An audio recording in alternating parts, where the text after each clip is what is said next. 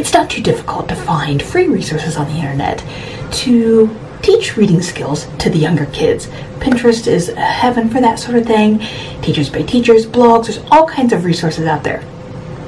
But what do you do when you get your kids a little older? You may not need to teach them how to read anymore, but when you still want to emphasize those skills of practicing reading different kinds of materials, and comprehension, what do you do then? Today I'm going to share with you 5 free resources that you can find on the internet that will help with reading skills. This is a collaboration with Mommy and Mia Homeschool Chronicles, so when you are done with the video, you want to be sure to check out the playlist down below. And let's get started. Number 1, website called Read Theory. This website will let your kids, they have a section to read. When you first sign up, they'll take a reading test. And they'll place your child based on their Lexile score. And then each time they log in, they'll have a section to read. How much they will depend on what level they're at. And then they have some questions to go along with it. Now I really like this because the readings are usually in nonfiction, so that's something different. The questions, if you miss a question, they teach you how to find the answers, because they'll tell you, well, in this paragraph it says this, and because it does that, like, it kind of helps your child learn to make the conclusions. We go in spurts using it. My goal is to have the kids do a couple a month. It keeps up the practice skills of that kind of reading online, learning to answer those kind of questions and find them. Next one is a website called ReadWorks. Now this website is fantastic for finding things for your child to read that exactly matches what you need for them and their level. You can search by subject and topic. You can filter it out by Lexile scores, reading levels, ages. It's a great way to find things for them to read to go along with, like, your history or science. Some of them will have questions. If you want to have them do practice with comprehension question type things, you can do that. The third one is called the library extension. So now this one's a little bit different than what the other ones were. This, I have a video about this, so I will pop it up there. And it's a Chrome extension. I think there's a Firefox one too. I'm not positive on that. But Chrome extension, when you go into Amazon and you type in a book, it will look through whatever libraries you are a member of and show you where it's available. You can search by ebooks, audiobooks, and hard books. We have our local library for hard books, and then audio and digital, our Kindle books.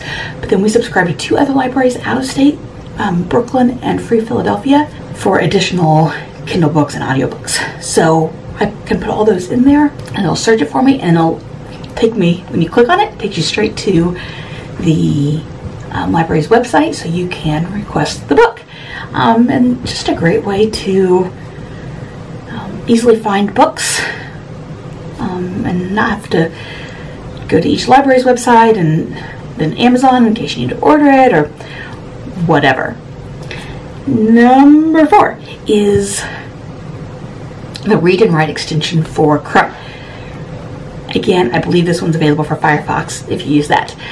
But this is an excellent extension if you have a child who is a slow reader or has difficulty reading, because anything that's on the screen, you can activate it and it will read to your child. As it reads, it will highlight as you go. I did a video about 10 tips and tricks if you have a child who struggles with language, with reading and writing, and I will link that video up there and down below if you're interested in it. So I talked more about it in there too. But it's just a really fantastic way for them to still be able to read what needs to be read. They just audio read it instead of read it with their eyes. It is free.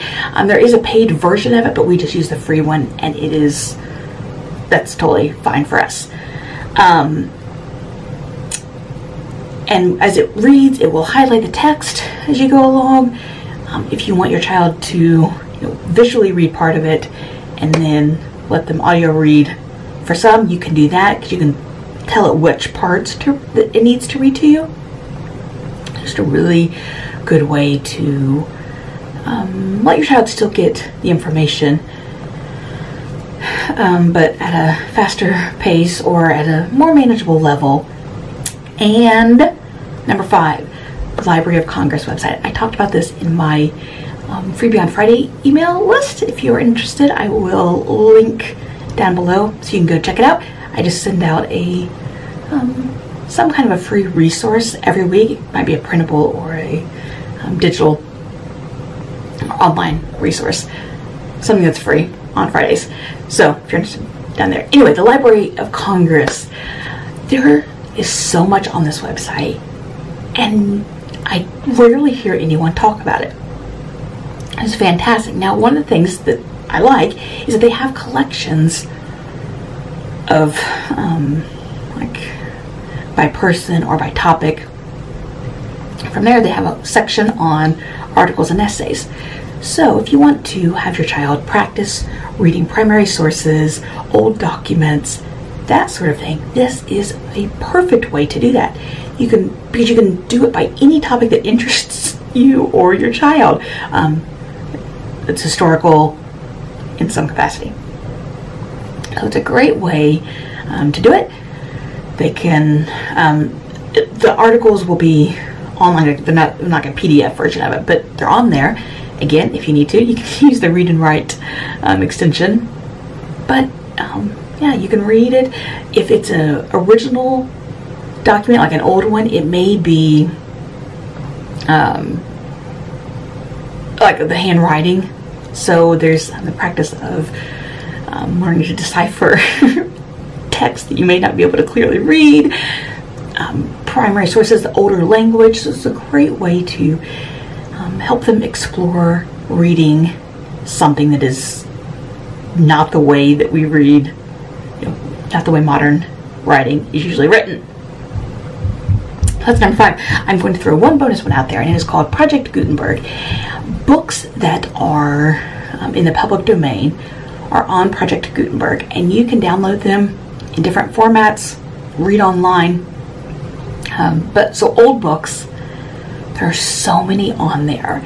It's a fantastic way to get free books, and especially if you want to practice with older literature. So, like I said, all of those links will be down below. Check them out. If for some reason I forget one, leave me a comment and I will insert it. The other videos that I mentioned will be down below as well. Be sure to check out the playlist and check out what other people are sharing in this Homeschool on a Budget collaboration focusing on reading resources. Thanks for watching.